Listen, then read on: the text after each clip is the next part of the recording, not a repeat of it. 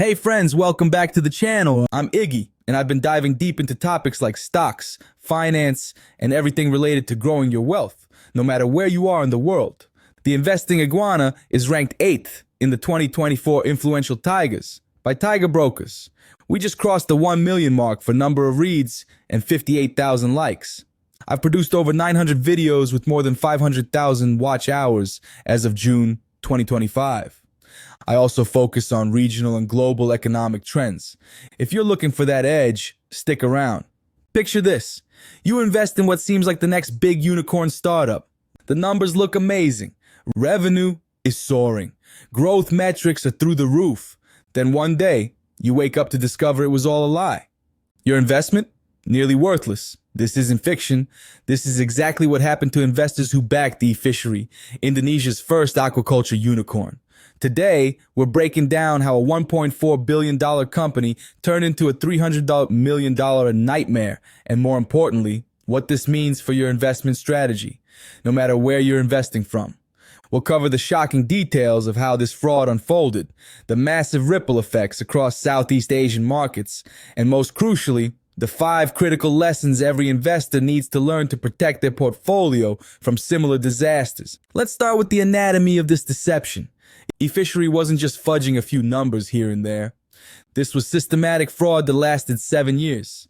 Think of it like having 2 sets of books, one that showed the real, often disappointing numbers, and another that painted a picture of explosive growth for investors. The scale is mind-boggling. For 9 months, ending September 2024, eFishery claimed $752 million in revenue. The reality? Just $157 million. That's nearly 5 times inflation of their actual performance. They reported a $16 million profit while actually losing $35 million. Even their operational metrics were fake, claiming 400,000 fish feeding devices when they only had 24,000. But here's what makes this particularly devastating. This wasn't some fly-by-night operation. eFishery had backing from some of the world's most prestigious investors: SoftBank, amidst, Sequoia Capital. These are names that usually signal credibility and thorough due diligence. Now, you might be thinking, Iggy, this is just one bad apple in Indonesia. How does this affect me? But it's not just Indonesia. The broader Southeast Asian startup ecosystem saw funding decline 24% to $2 billion. This creates what experts call a chilling effect. Investors are now gun-shy about emerging market startups. Due diligence processes are getting longer and more intensive. Some quality companies are struggling to raise funds simply because they're in the wrong geography at the wrong time. For even more detailed insights, charts, and a full written breakdown of today's topic, make sure to check out our Substack. The link is right there in the description. But here's where it gets interesting for global investors. This market correction is creating opportunities. Quality companies with solid fundamentals are now available at discounted valuations because the entire market is being painted with the same brush. So what can we learn from this disaster? First, never trust growth metrics without verification. If a company claims explosive growth, demand to see bank statements, customer lists, and independent audits. It sounds basic, but even sophisticated investors got fooled here.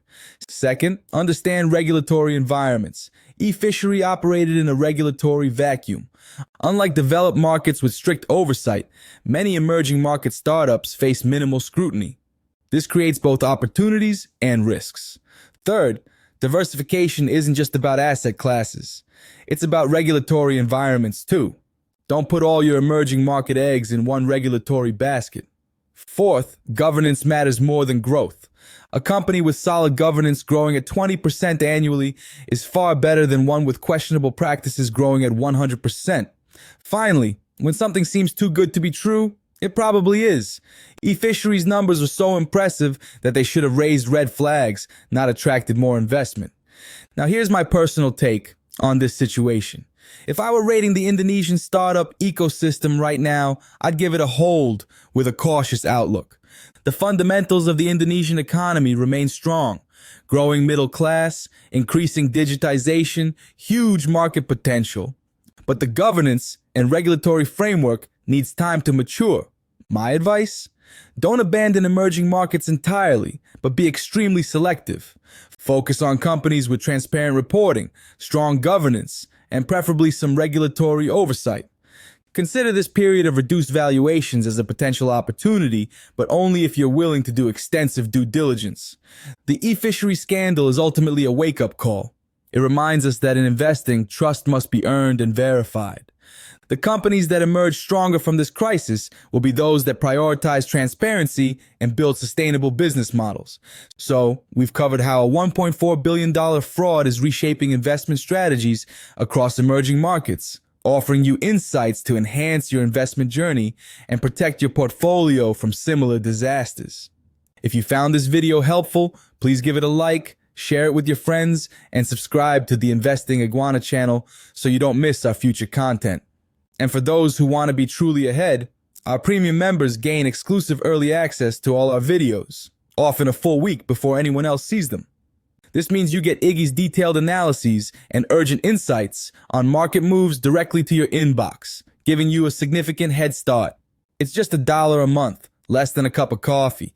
Think of it as your consistent daily dose of financial fuel for smarter decisions, delivered before the masses. Ready to join the inner circle and get that early edge? Just click the link in the description below to become a premium member today. Next up, check out our deep dive into how to spot red flags in growth companies before you invest. It's the perfect follow-up to today's discussion and will give you practical tools to avoid the next eFishery.